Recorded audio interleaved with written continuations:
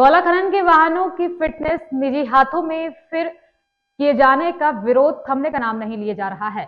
इसी को लेकर आज दर्जनों खनन वाहन स्वामियों ने किच्छा के पूर्व विधायक राजेश शुक्ला से शिष्टाचार मुलाकात कर उन्हें मुख्यमंत्री के नाम 3 सूत्रीय मांगों का ज्ञापन सौंपा, जिसमें उन्होंने पूर्व विधायक राजेश शुक्ला से गौला से जुड़े सभी वाहन स्वामियों की समस्याओं को मुख्यमंत्री तक पहुंचाने की मांग की है, जिस पर श्री शुक्ला ने खनन वाहन स्वामियों को पूरी मदद का आश्वासन दिया है।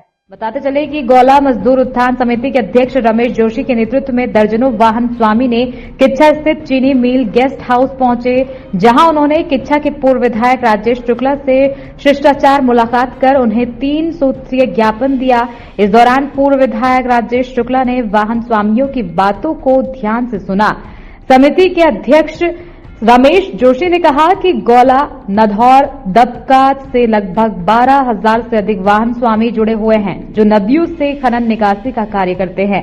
उन्होंने कहा कि खनन से जुड़े सभी वाहनों की फिटनेस निजी हाथों दिए जाने से आर्थिक नुकसान उठाना पड़ेगा, क्योंकि गौला से जुड़े हुए वाहन साल में सिर्फ 5 महीने के आसपास ही खनन करते हैं, बाकी समय गाड़ी सरेंडर हो जाती है।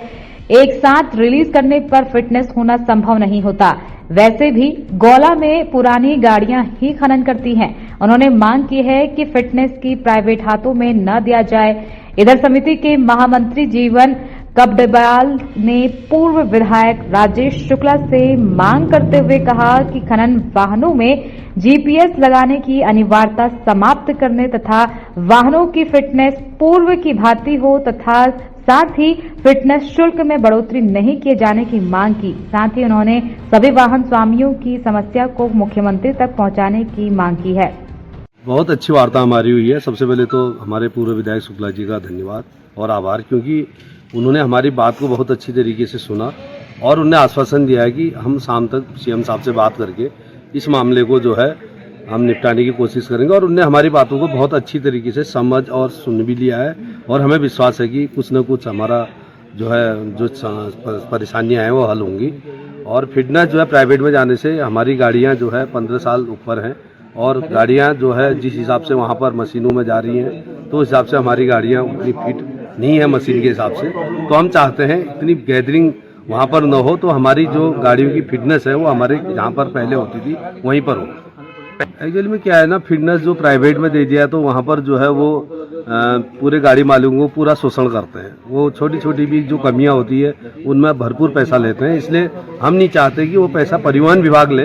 परिवहन विभाग अपने हाथ से जो है फिटनेस करे और वो गाड़ियों को फिटनेस करे, न कि प्राइवेट ठेकेदार।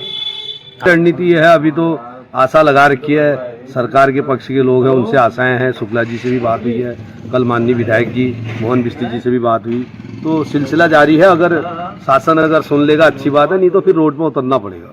समिति के अध्यक्ष रमेश चंद्र जोशी जी और इनके साथ एक पूरी टीम जो लोग इससे में काम करते हैं, इन सब लोगों ने आज मुझसे संपर्क किया, एक ज्ञापन सौंपा है और आपकी पीड़ा मैंने सुनी है और मुझे जायज़ भी लगती है, क्योंकि ये सीजनल काम है, कोई साल भर चलने वाला परमानेंट काम नहीं है और ज़्यादातर ऐसा काम है जिसमें पुरानी गाड़ियाँ इस्तेमाल होती हैं। तो अब वो अगर हम नई जो तकनीकी फिटनेस नापने की बनी है उसमें तो फिट नहीं आ पाएंगी। माननीय मुख्यमंत्री जी ने पिछले साल भी इनको अनुकंपा दी थी कि पुराने नियमों से ही होगा और 1400 रुपये शायद उसमें होगा। तो हम लोग उनसे अनुरोध करेंगे कि वही व्यवस्था लागू रहे, ताकि हमारे गौला खनन से जुड़े हुए जितने भी हमारे व्यवसायी हैं या मजदूर हैं उन सबका जीवन यापन चलता रहे और वो भी इस व्यवस्था में कम से कम 2 रोटी कमा सकें। हम लोगों ने माननीय शुक्ला जी को जो ज्ञापन दिया है, ये परिवहन संबंधित ज्ञापन है। उत्तराखंड सरकार ने जो नई गाड़ियों की फिटनेस का सिस्टम नई टेक्नोलॉजी से प्राइवेट सेक्टर को दे दिया है, ये हम सब गौला वाले, गौला, दंदौर, कोसी, दाबका सारे लोग उसका विरोध कर रहे हैं, क्योंकि हमारी जो गाड़ियां हैं वो बहुत पुरानी गाड़ियां हैं और वो गाड़ियां उस तकनीकी में कोई भी गाड़ियां उस पर सक्सेस नहीं हो पाएंगी। अगर उन गाड़ियों को हमें वहाँ फिटनेस कराने के लिए अगर जाना होगा तो कम से कम हम उन गाड़ियों में पहले 1-1.5 लाख रुपये लगाएंगे और तब जाके वो गाड़ियाँ फिटनेस में पास हो पाएंगी। और यहाँ पर जो हमें 1400 रुपये का टैक्स लगता है हमारा, वहाँ पर 5500 रुपये की एंट्री होती है और उसके बावजूद कम से कम 20 से 22 हज़ार रुपये वहाँ पर खर्चा आता है, जबकि हमारा यह काम केवल 100 दिन का है। तो इसलिए हम सब इसका विरोध कर रहे हैं और माननीय शुक्ला जी से हमने इसके लिए निवेदन भी किया है और माननीय मुख्यमंत्री जी के नाम उनको एक ज्ञापन दिया है कि हमारी इस बात को मुख्यमंत्री जी तक पहुंचाया जाए। और दूसरा हमारा मुद्दा है जीपीएस का। पिछली बार भी उसमें हमें राहत मिली थी जीपीएस में। जो 7,500 रुपये का जीपीएस लगाया जा रहा है वो हमारी गाड़ियाँ RFID चिप से चलती हैं, जिनका सड़क से कोई संबंधित कोई मामला नहीं है, तो वो चिप से भी हमको दूर रखा जाए। इस संबंध में हमने शुक्ला जी को ज्ञापन दिया है। और